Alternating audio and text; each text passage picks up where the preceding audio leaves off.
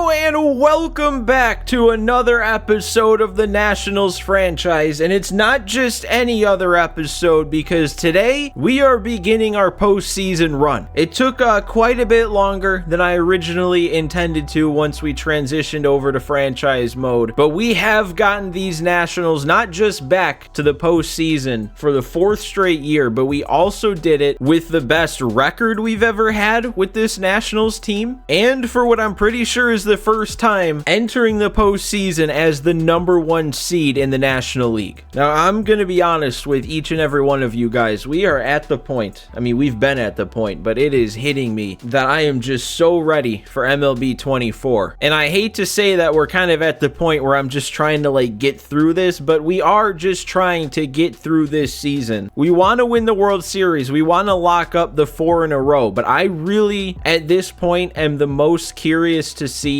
how this long-term simulation goes. That's what I'm here for at this point. So with that in mind, I've decided how we're going to get through this postseason. I guess we don't know who our first matchup is going to be, but I'll talk through it a little bit here at the start. But I plan on doing a lot more simming than I probably was originally planning on. When I used to play franchises on my own, the way I would get through a postseason series is I would pretty much just sim until an elimination game, whether it was me trying to eliminate the team I'm playing against or me trying to keep myself from being eliminated. And I think that's pretty much how I'm going to approach this. Although I don't think I'm just going to say I'm just going to press triangle and see what happens until we get to an elimination game. I think I'm going to go a little bit more involved. And, if we're simming through a game within that manage game screen or whatever, and there's a situation that just I can't pass up, or a game's getting out of hand or something along those lines, I might hop in.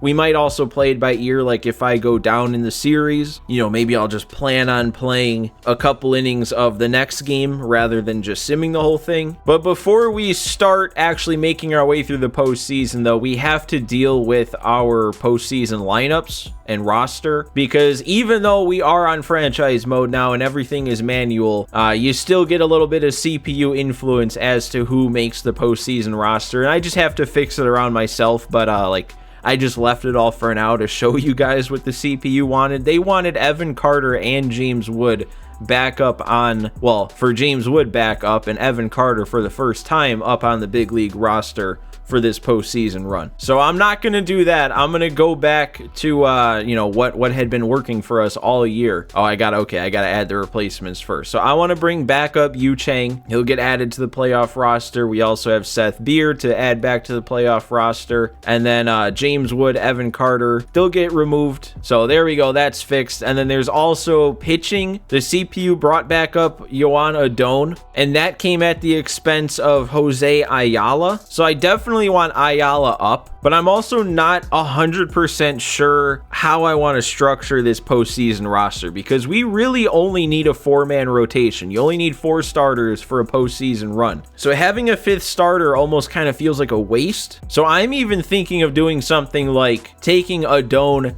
and maybe Bobby Miller off the roster, and then obviously bringing Ayala back up, but maybe even bringing Hunter Harvey back up, because he didn't really pitch in the September when he was a September call-up, but he did have 3 scoreless innings. He had, we can't see it here, but he had an amazing season down in AAA. He's up to a 74 overall. And I know, you look at the two, and Bobby Miller is an 83, Hunter Harvey's a 74, so you'd think, why would you rather have a 74 than an 83? But it all kind of comes down to how overalls are rated, or weighted, not rated, because there's not, at least from what I can tell, a different weight for the overall of a relief pitcher when it comes to stamina. So all of Hunter Harvey's per nines and everything could be better than Bobby Miller, but Bobby Miller having 70 whatever stamina could bring his overall to where it is. And that could be the only difference. You look here, they actually have pretty similar per nines. But you know what? Actually, I think I am going to. I think it makes sense the more I think of it. If we don't need that 5th starter, bring up a guy with just as good, if not slightly better per nines, who might put up better numbers if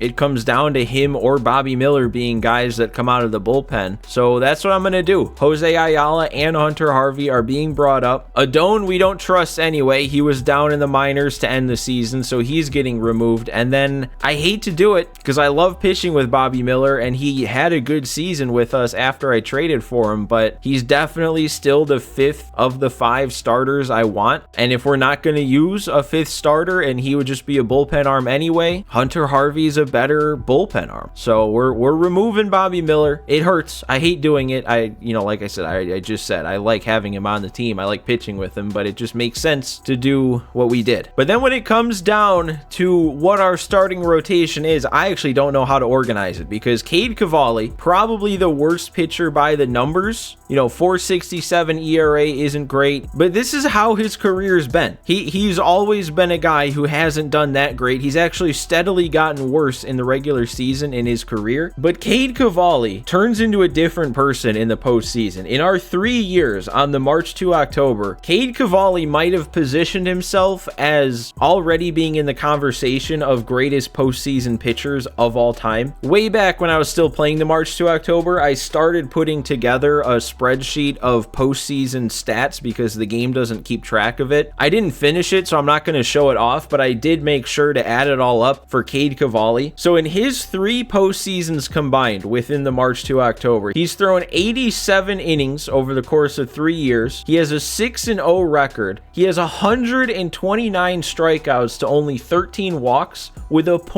.72 ERA, and on top of all that, he threw either a perfect game or a no-hitter. I think it was a perfect game in the last postseason. And I mean, this is in the same seasons we're looking at right here, where he had a 3.78, 4.08, and 4.25 ERA. So I don't know, man. Something about him. There's something inherent within Cade Cavalli that just turns up when it comes to the playoffs. So I think I want to keep him as the #1 guy. Blake Snell has also been really good for us come the postseason. Mackenzie Gore has turned himself into maybe our most trustworthy, consistent pitcher this season. And then Freddie Peralta, even though those numbers dipped a little bit after trading for him, he was still our best starting pitcher in terms of earned run average. So like, I don't know how to structure this lineup. I could just leave this rotation the exact same. I feel like any way that I could order it makes sense, so maybe I should just not change anything about it. So I think all of that finally has us ready to get started on this postseason run. We gotta sim a little bit first, see who's gonna end up as our opponent. I don't know how many days we have to sim for that. And our division series matchup is gonna be the Pittsburgh Pirates. Let's just sim to the day. And here we are. So this was one of the teams we traded with throughout the season. We sent them Gavin Sheets, got back a pitching prospect, and we both ended up in the same spot. So I guess you could say, at least to this point, it was a win-win trade. We also have the Cardinals moving on over the Cubs,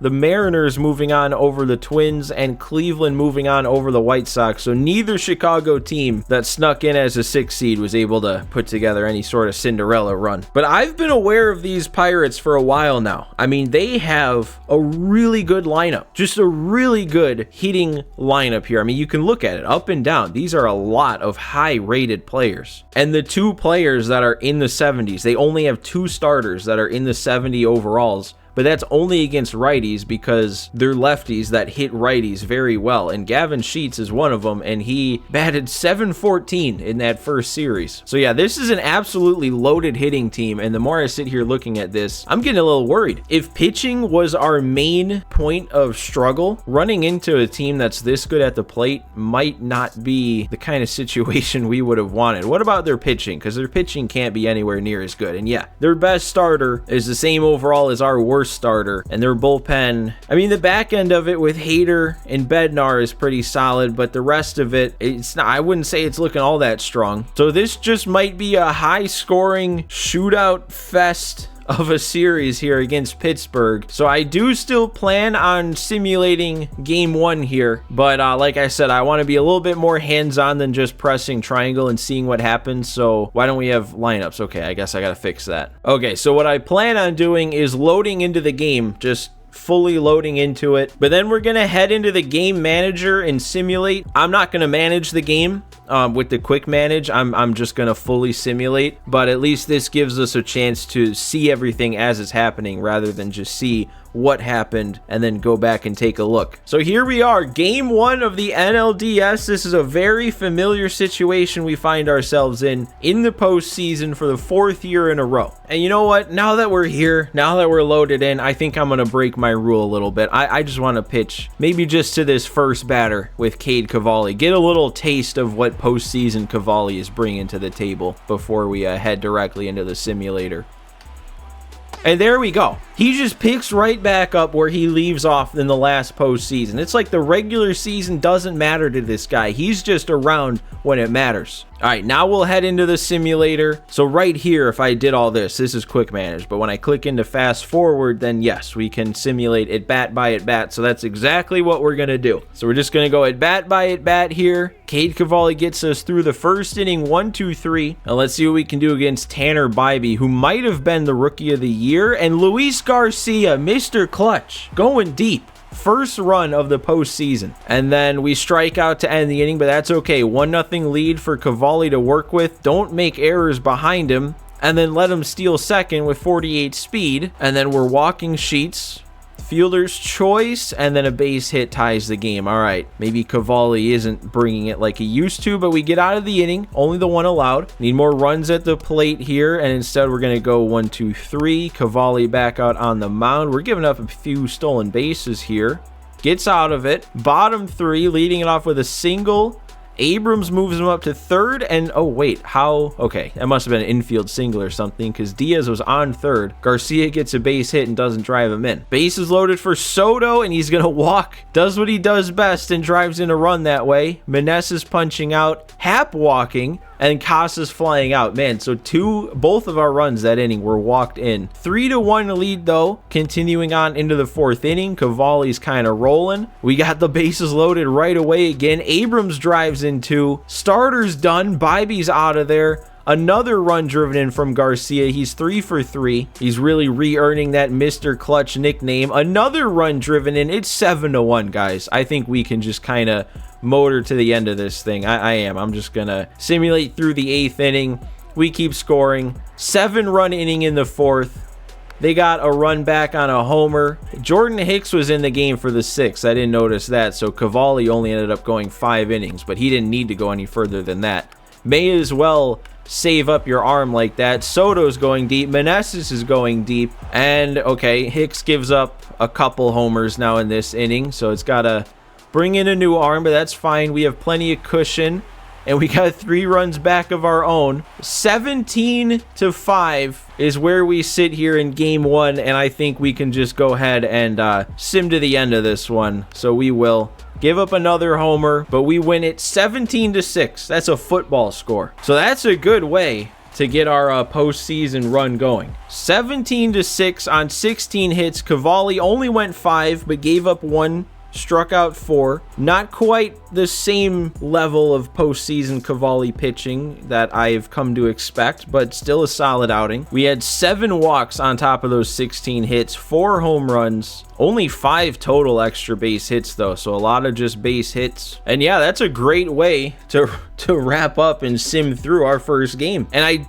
just now realized that I don't know if I mentioned it while I was talking about getting through this postseason, but I plan on taking each series for its own episode. So today we're only focused on the NLDS, which if that first game is anything to go by, we could finish up this series pretty quick today. And the Dodgers won game 1 of their series, so if this keeps up the way that it started, we're looking at our 4th season in a row of meeting the Dodgers in the playoffs with these Nationals. But first we got to get through Pittsburgh. We got game 2 here, still at home. Freddie Peralta against Contreras, who is actually their number 1 pitcher. He was still getting his energy back after their wild card series. And here we go, just like that, it is time for game 2. We got an evening game this time. We're in the prime time slot, and especially now that we won game 1, I feel a little more comfortable simming a bigger chunk of this game immediately. So I think that's what we're gonna do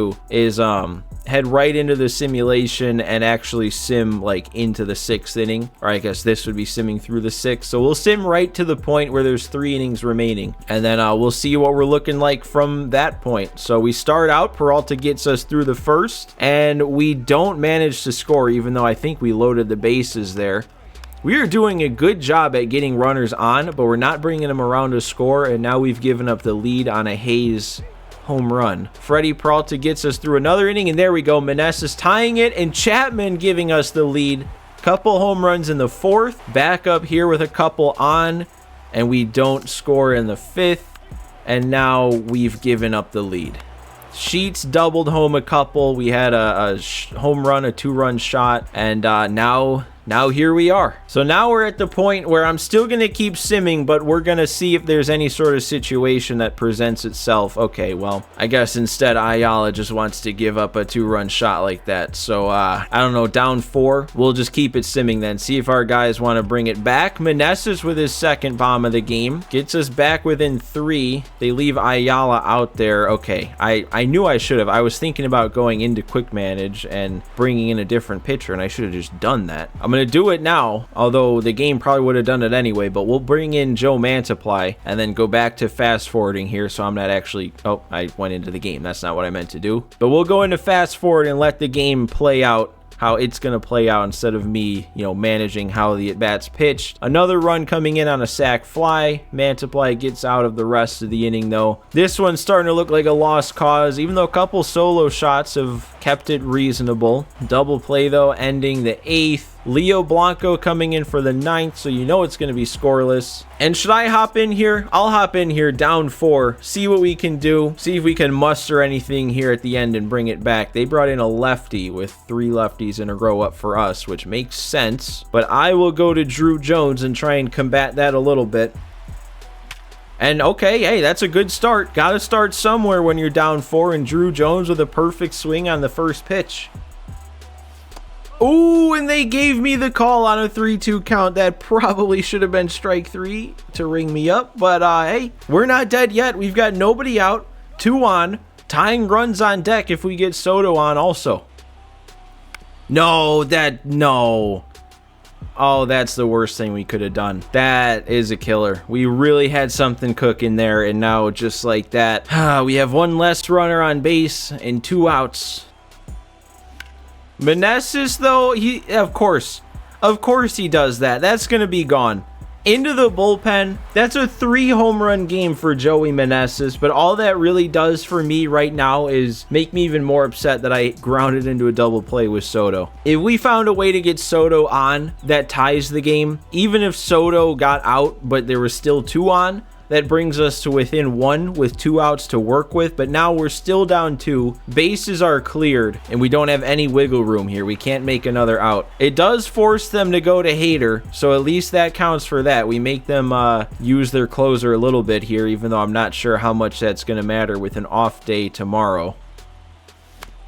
And a bouncer to third. You know Hayes is going to make that play. So we can't make the comeback. We can't win game 2. The Pirates are evening the series at 1. They did what they could. They took a game from us on the road, and now we got to go on the road and do the same thing. I told you, though, it was looking like it was going to be a absolute slugfest of a series, and after a 17-6 game 1 and a 9-7 game 2, I have been right on the button with that prediction. All right, now here we are ready to hop into game 3, and this one I'm going to be a little bit more cautious about, because if we don't win this one, then we're down 2-1, and I got to win 2 games in a row to make sure we don't get bounced early. So in Pittsburgh at PNC Park for game 3 of the NLDS. It's worth pointing out how this is kind of funny, seeing the Pirates and the Nationals battling it out in the postseason like this, bouncing back and forth between Nationals Park and PNC when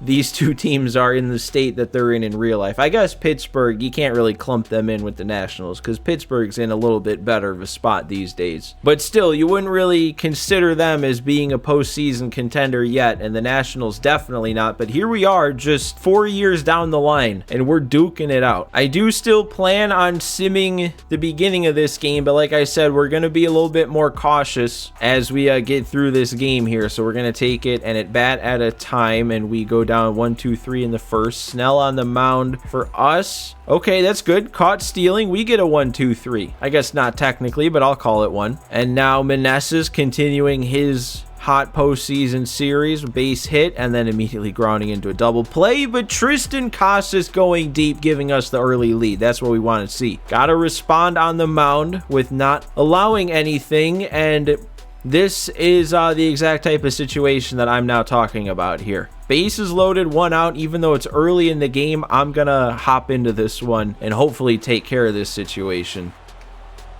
And there we go. That's huge. Punched him out with the bases loaded. Now they need a base hit to get any runs across. And it's a good matchup. It's lefty-lefty against Sheets. He probably wants revenge, and this would be a great spot for him to do that, but we can't let it happen. And we get Sheets striking out. That is a perfect way for me to insert myself into the game and handle a situation like that. That is exactly what I was thinking of when I was planning on how I want to do this postseason in my head. And now that we got that taken care of, we can head right back into the simulator. Hopefully let this offense do its thing, and we don't. Okay, no more runs of cushion. We'll let Blake Snell go again, and he gets through another. Meneses, another home run. Are you kidding me? He's going for all the records. That is 5 home runs in this series in 3 games. And then Ian Happ follows it up with a double, and Casas with a triple. Put Casas on cycle watch. He's got the homer and the triple out of the way, and we're only in the 4th inning. And then he gets driven in by Diaz, and that is the 4th inning. That is that's looking really good now. We just got to keep having a solid game on the mound. Snell with another 1-2-3, and they are sticking with Eflin, who gets himself a 1-2-3. I'm kind of surprised they left him in for another inning. Snell gave up a lefty-lefty double, though, with 2 outs, but gets out of it. Already into the 6th inning, that's when they take out Eflin, and Casas can't continue his cycle watch there. He punches out.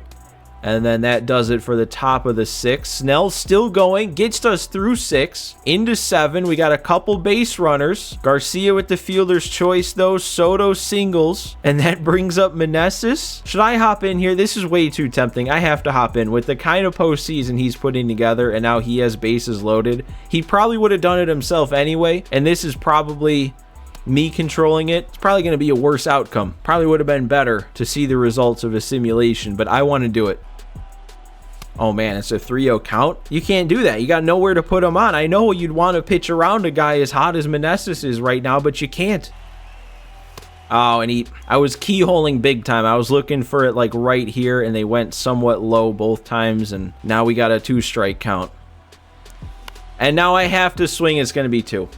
Yep. If I would have taken that pitch, it's ball 4, it's a run. I bet if I would have simmed, he would have just hit a grand slam. But no, I just had to stick my nose where it doesn't belong there and ruin it. We'll let the simulator take care of the 7th here. Snell's still going. I like to see that. I like seeing the game, leaving him in, and it's paying off. A 7-inning shutout so far with 3 hits. We need a little bit more offense to feel fully safe. They still have Snell going. All right, it's time to take him out. I'm gonna force the game's hand here. Sure, Nick Sandlin was warmed up and ready to go, so I'll bring him in. Probably doesn't matter, like if I did it from the quick manage screen, probably doesn't matter who's warmed up and who's not, but I probably would have gone Sandlin anyway. Don't know how much I trust, even with how good Sir Anthony has been ever since I got Crochet. I don't know if I trust him with runners already on. I am going to go back to the simulator, though. Don't feel yet like this is a spot where I need to insert myself. Sandlin's got it covered, right?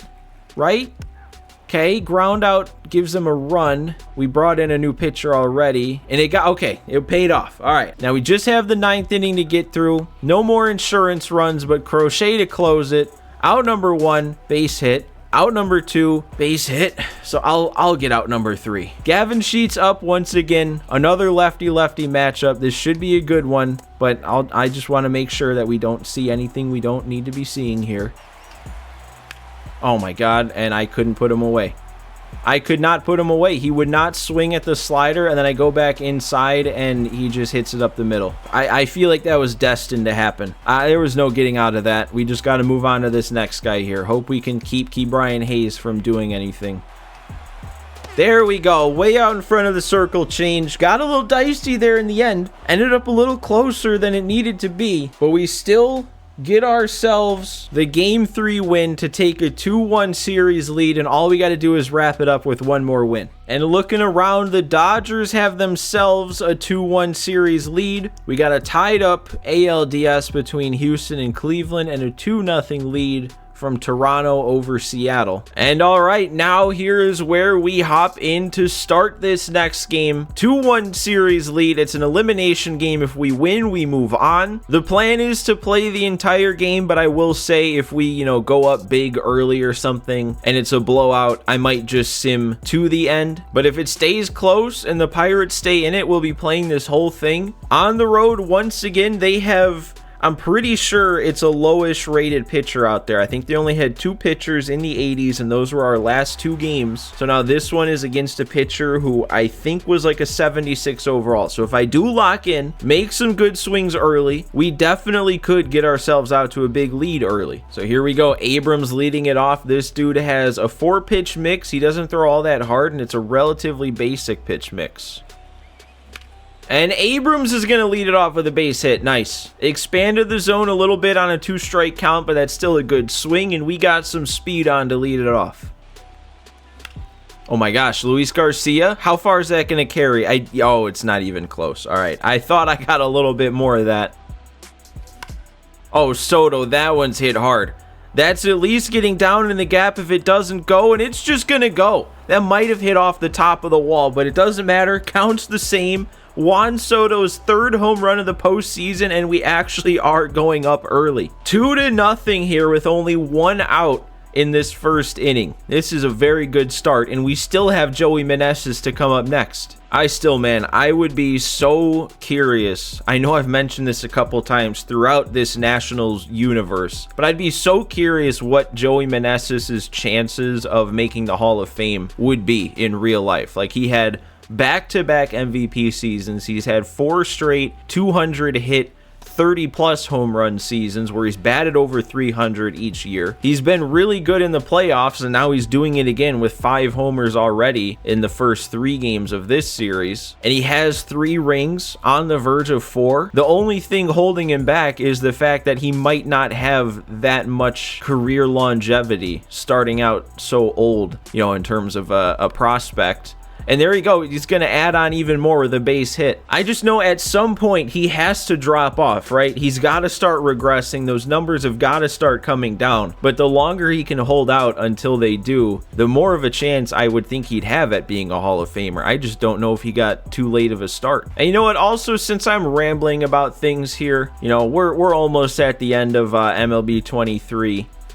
So I may as well just talk if I want to talk. But we got that feature premiere with a little bit of information about what's coming to franchise mode next year. And there we go. Keep it going with Ian Happ going down the line. But I know I've said a lot of times throughout this Nationals franchise that I don't feel like I did a great job. It was kind of a failure in terms of how I wanted this series to turn out. And I don't know if that makes me want to do more franchise stuff in the future, but I didn't also completely write it out. But one of the main things that we saw coming to franchise mode next year is a difference in how you can get through a season. And I've said it a couple times recently as we were finishing up the regular season that critical situations were starting to feel less fun because you always came in the 9th inning with 2 outs, or it was a player lock when your guy was on a 10-game hitting streak. But they kind of changed that, and they let you customize that a little bit more so you could come in a higher variety of situations, I guess. So that change alone is probably going to make me reevaluate what I want to do when it comes to franchise next year, and I'll say it probably gives us a bit higher of a chance to see a franchise series next year. Although I still don't want to commit to that because I have plenty of other ideas of things that I want to do in MLB 24, and franchise as a series, as edited down videos, is kind of low down that list, but we'll see. Oh, and Chapman, okay, he's gonna run that out. He has to. Oh my god. Oh no. Okay, I'm still gonna run myself into an out here. Casas probably dove back to second, and I tried to send him to third, and then he just kind of got hung out to dry there. But we add 2 more runs on the throwing error from, okay, it wasn't Hayes. I couldn't remember if he went over to field that. It was the shortstop, so that makes more sense. But we are, dude. I didn't really think it was that high of a possibility that we actually did get out to such a big lead right away, and that probably should have made it 6-0. And that one's not gonna get through, so a hard hit ball ends it there, but not before we take a 4-0 lead in the first inning. And now we have Mackenzie Gore ready to go for game 4. And he doesn't even need to be that lights out at this point with a 4-run lead right off the bat like this. And there we go. There's going to be out number 1 on the pop-up to third. And Gore himself snags that, saves us from giving up a hit. And Isan Diaz, if he recovers, I don't think he will. Yeah, that bounced a little too far away from him. But then we strike out Kyle Tucker, so a really good first inning from Mackenzie Gore after taking the big lead. That's exactly what we wanted. Now let's put up more. Let's see how early we can get to the point where I feel comfortable simming the rest of this thing. And there we go, K-Bear Ruiz getting it started out right. I wonder how long they're going to leave this guy in. You'd think, you know, you're facing elimination. He gave up 4 in the first. Now he gave up a leadoff base hit in the second. You wouldn't want to leave him in too much longer with the season on the line. And there we go. Another hit. I'm going to try and move everybody up an extra base here. Ruiz draws the throw and gets in there, so we do have runners on second and third on the Abrams double. Oh my God. Mr. Clutch, Luis Garcia, that's doing something. It's going to do everything. That is a 7-0 lead without an out recorded yet in the second inning. Guys, I did not think this was going to actually be how it happened. I threw that in there at the start saying that there is, you know, a condition in which we don't play the whole game, and that's if we take a big lead early, and I only said that just in case the situation happened to come up. I didn't think it would actually come up this quick. So I don't know, man. At this point, how much more of this game do I need to play? I think I'll just play through the second. You know, we still have 3 outs to work with. It's like we haven't even started the top of the second yet, and we're up 7-0. So I'll finish out this inning. I'll hit, I'll pitch, and then if we don't give up anything on the mound, I think I might just like sim through the 7th or something. Oh, and Soto, oh, that threw me off. I thought he would just take it to first. Oh, Meneses, I hit that hard with him too. New pitcher comes in. I can't do anything but ground out. Oh, and Hap. Oh my God. What even was that? What did I just see? I don't know if that's one of the best plays I've ever seen or one of the dumbest plays I've ever seen. But at least I was already up 7-0 when it happened, so I don't have any reason to be angry. And there we go, picking up where he left off. Ground out to start the second inning. Ooh, if that stays in play, Soto should be able to handle this. Looks like he's locking in, and it will stay in play. And then a strikeout blown past him up and away. So yeah, man, I mean, we go up 7-0. We throw 2 scoreless innings. I think I'm going to start simming a bit. Doesn't really feel all that impactful to just play through this whole game at this point when we're already up so much. I'm not going to just sim straight to the 7th inning, I guess, just in case things get out of hand. So I'll just go half inning by half inning. So we'll see our top half of the third and we get shut down. I guess Bailey Ober was the answer. Gore on the mound for the bottom of the third, and there it starts. There it begins. Giving up the first run. Top 4, and we go down 1, 2, 3 again. Mackenzie Gore bottom 4. And now it's 7-2. Still not super worried yet. We'll stay in the simulator here. And here we go. We got something going, and there's 3 runs back. So just like that, we give up 2, we get 3 back. I was going to start simming it bat by at bat, but now I don't need to anymore. And Mackenzie Gore gets us through a clean 5th. Back up at the plate in the 6th. And Meneses goes deep again. That is 6 home runs. The record for home runs in a single postseason was Randy Arozarena back in the 2020 playoffs when he went crazy. Meneses is already at 6 in 4 games. We still have, assuming we go all the way, the championship series and the World Series for him to keep racking up home runs. What's he gonna get to? 12-2 game here heading into our final 3 innings, and we put up another run. We put up 2 more runs. It's 15-2.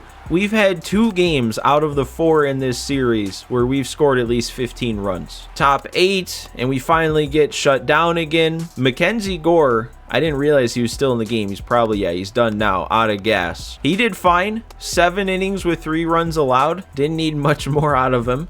I mean, he could have gone 7 innings and given up 10 and we still would have been in good shape. Final inning here. We can just sim all the way to the end. Feel pretty secure about where this is going to go, and we do wrap it up with Leo Blanco on the mound. A 15-3 victory over the Pirates to wrap up the division series and head back one more time to the NLCS. And now we just have to see who our matchup is going to be. The last time we saw, I think it was the Dodgers up 2-1 in their series. So if they finished it off and we have the Dodgers to face in the championship series, it'll be the 4th straight season in a row taking on the Dodgers in the playoffs. And we don't know yet. It still says we'll be taking on either the Dodgers or the Cardinals. But just to put one last final bow on it, 3-1 series win, 17-6, then a 7-9 loss, a 4-2 win, and a 15-3 dominating win to wrap it up. We outscored them 43-20, as long as my math is correct, in 4 games. It turned out pretty much exactly how I said it would. It was going to be a slugfest of a series. Even on our end, giving up 20 runs in 4 games isn't great, but we just outscored them so much that it didn't even matter. And it looks like the Cardinals tied the series back up at 2, so it's going to a winner-take-all game 5 to see